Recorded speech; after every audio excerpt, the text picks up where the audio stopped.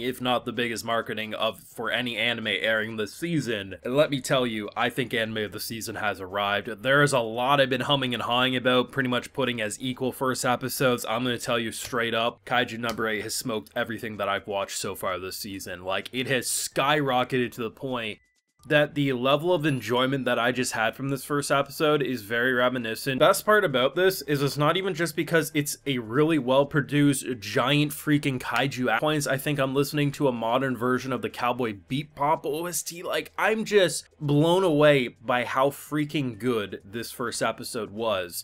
You have a world that is so normalized to kaiju invasions that when a kaiju pops up, people know the drill, they know the protocol, it's like an earthquake happening. You have these super soldiers come in with sniper rifles that can blast holes through them like they're butter.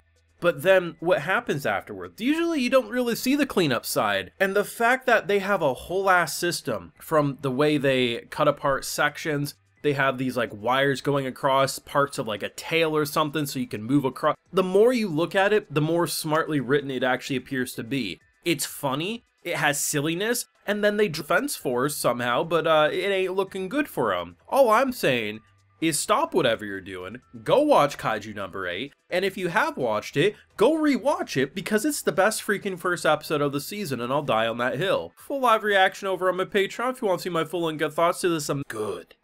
Like, the implementation of 3D environments meets, like, just production IG cooked with this one. Like, this is stunning production. And I legitimately think the most interesting thing about the first episode was legitimately the cleanup side. But I will talk about some of the more explosive things right off the bat, but that is probably the most interesting part of this episode. The overall idea of two childhood friends basically losing everything, making a promise that they'd both work hard to join the defense force. One ended up being the captain at a young age. I think they said she's 27 currently, and she's the captain of this whole squad.